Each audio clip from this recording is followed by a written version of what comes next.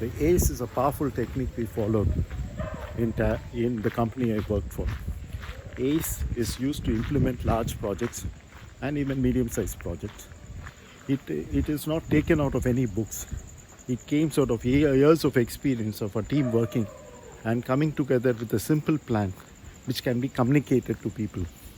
Often there are plans and techniques which becomes tedious and difficult to actually implement it on the ground.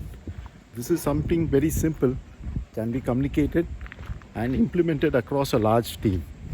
We need a very simple technique to implement across a field which is about 500, across dealerships which are about 500 numbers on all over India. The ACE is an acronym where A stands for alignment. Alignment, as you know, is a key factor of any dealer. If a leader has to succeed, he has to align his people to his goals and get their commitment. And at the middle and even at the junior level and sometimes senior level, people did not understand alignment. They just communicated their goals to the people and thought that the goal will be achieved. They did not know that the goals was not owned by their people. So we had workshops where we taught people how to align them. We made leaders discuss with their people, find out what they could achieve, what extra could be given so that they could achieve, how we can support them. And then we got a commitment that this is the goal which can be achieved. And when these final goals came up, it was normally about 70 to 80% what we would have pushed down from the system from the top. But we went ahead with it, but the achievement was far ahead and the team performed well and there was happiness and people were excited to do it.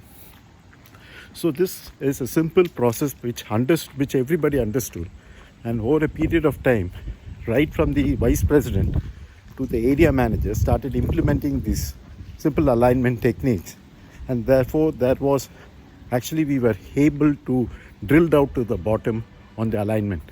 So we went to such an extent where even the dealer salesperson knew their targets and which was achieved, which was linked to what we had to do at the top. And after this alignment came the actual execution, where we have to configure what has to be done. Configure, we use a technique called PDCA, that is plan, do, check and act. This is followed in most manufacturing organizations, and it is a simple 5-1-W1H format where we actually plan and monitor against achievement on a weekly basis and on a monthly basis and take corrective action. You can follow whatever this planning system which is there in your company, but it is important to have a good planning tool and monitor the achievement correctly and take corrective action as many as time as possible. Remember, if you take corrective action only once a year, you can change things only once a year. On the other hand, if you are able to take corrective actions every month, you can change it 12 times in a year. So that is the principle of PDCA which has to be understood. And the 5-1-W1H format is also a very clear format which you can share the document, which will clearly define each one's role, what he has to do, how he has to do, when he has to do, and why he has to do. This was actually came down from Warwick Management School, who actually consults for Tata, and they gave us this technique and we found it very, very useful. Having done the planning part and monitoring the part, the next important part is that people do get stuck when they're taking high targets. So it came about how do we sort of help them do it. So in most time when people get stuck with a problem, they get stuck with a problem and you can only solve them using innovation. That is, you have to think out of the box. So we train people on simple innovation techniques. The most simple innovation technique is the fan framework, which I can actually share it with you.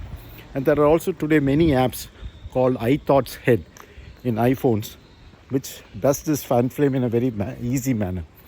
So what it does is it takes a problem and generates as much of as many uh, as many solutions as possible without judging whether it is right or wrong. So in our linear thinking, what we do is we actually, when we come with a solution, we say yes or no and strike it off at the beginning. So it generates a lot of ideas, and then thinks which idea will work. And sometimes a combination of two ideas work. And people always find a way to solve it.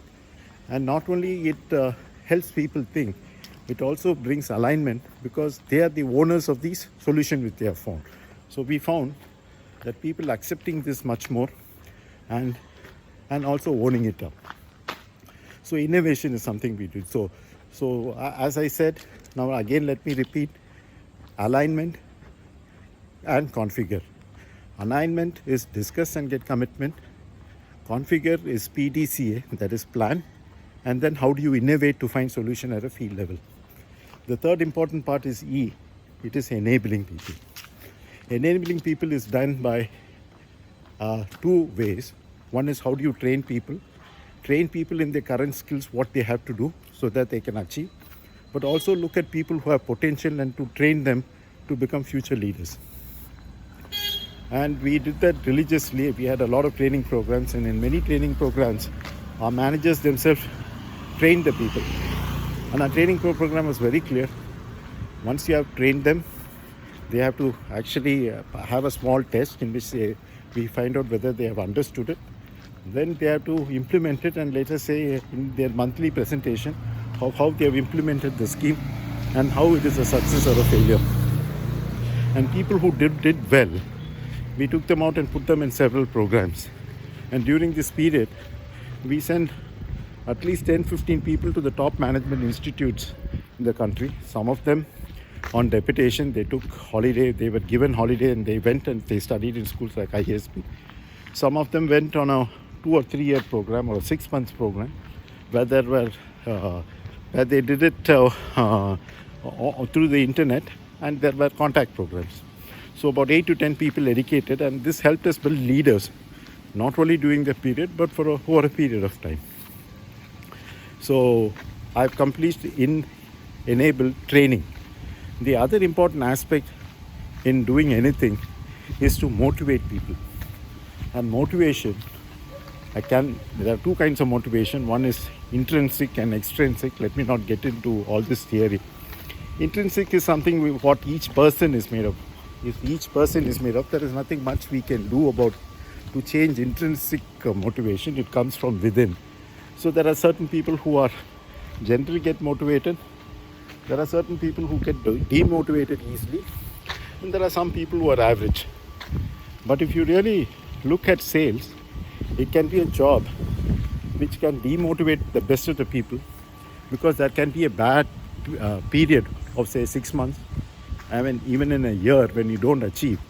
And when you don't achieve targets, everybody gets on top of you and says they forget what you have done, because everybody remembers only the last month. They start blaming you. And this not only happens at the lower level and middle level, it also happens at the senior most level, because it's very easy to do that. So you must keep that in mind. And if you really look at even in automobile companies, there are no sales head or marketing head who last beyond 3 to 5 years. It's a very difficult job, because for 3 to 5 years, even if you're the best of the people and I have the best of the team, if the headwinds are against you, it makes it very difficult to achieve. And the company finds another person to run the system. So you have to be able to manage this cycle, and you have to remain motivated, because this is part and parcel of your career, what you have chosen. And that is why we say that motivation is important. And not only motivation we mean by giving prizes, we also keep consistently talking to people, mentoring them if they're going through a bad patch, standing by them if they're going by the bad patch, and pushing them along. Okay? And then they tend to achieve it. Then we have weekly motivations, monthly motivations, and annual motivation. Yeah, I'll tell you one important thing when you're down. Once I think Sunil Gavaskar was talking about what he means by form in cricket we learn about, I was in form, somebody else was in form. So what actually happens in reality is he was very nicely explained.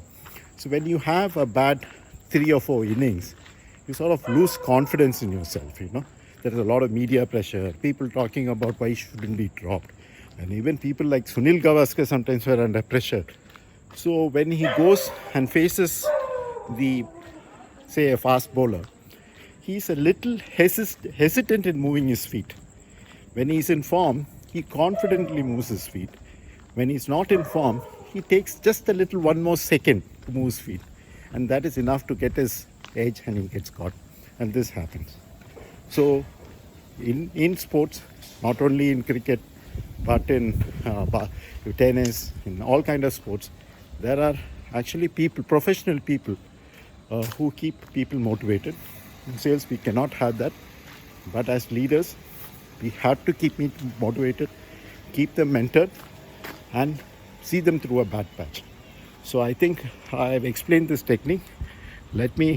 Please also go through the material which will be available on the YouTube channel. And this small technique, what I taught you, is not only simple, it is easy to implement and gives you great results. Thank you so much.